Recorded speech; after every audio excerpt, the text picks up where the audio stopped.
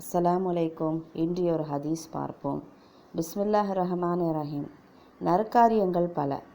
மனிதனின் உடலில் உள்ள ஒவ்வொரு மூற்றுக்காகவும் ஒவ்வொரு நாளும் தர்மம் செய்வது கட்டாயமாகும். ஒருவரை வாகனத்தில் ஏற்றிவிட உதவுவதும் அல்லது வாகனத்தில் அவரது பயண சுமை ஏற்றிவிடுவதும் தர்மமாகும். நல்ல வார்த்தைகளும் தொழுகைக்காக நடந்து எடுத்து வைக்கும் ஒவ்வொரு ஏற்றும் வழி தெரியாதவர்களுக்கு வழி காட்டுவதும் தர்மமாகும் என்று நபிகள் நாயகம் ஸல்லல்லாஹு அலைஹி வஸல்லம் அவர்கள் கூறினார்கள். அறிவிப்பவர் அபு ஹுரைரா ரலியல்லாஹு அன்ஹு.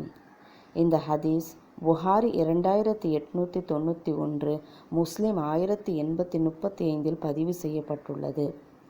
இந்த ஹதீஸோட விளக்கத்தை காண்போம். அல்லாஹ் நமது உடலை மிகப்பெரிய அதிசயமாக படைத்துள்ளான்.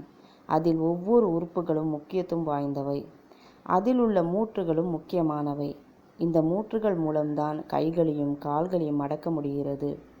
மேலும் வெளியில் சென்று வருவதற்கு உழைப்பதற்கும் இவை முக்கிய பங்கை ஆற்றுகின்றது. எனவே இந்த சிறப்பை அல்லாஹ் நமக்கு வழங்கியிருப்பதால் அதற்கு நன்றி செலுத்தும் வண்ணம் ஒவ்வொரு மூற்றுக்காகவும் தர்மம் செய்ய வேண்டும்.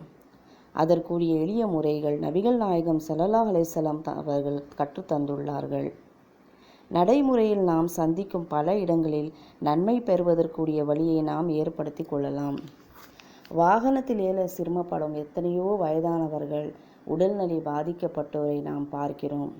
அவர்களை வாகனத்தை ஏற்றிவிட உதவி செய்வதன் மூலம் தர்மம் செய்து நன்மையை பெறலாம்.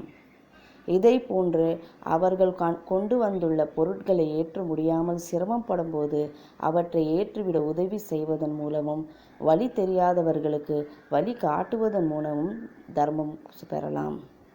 தொழுகைக்கு அதிகம் சென்று வருவதிலும் ஏராளமான நன்மைகள் பெறலாம். எனவே எதை கேட்டோமோ நம் உள்ளங்களை அல்லாஹ் செவியுற்றோம் கற்றுப்பற்றோம் என்று மாற்றுவானாயாக கூறி நான் விடைபெறுகிறேன். வாஹிரு தாவானா அல்ஹம்துலில்லாஹி ரப்பில் ஆலமீன்.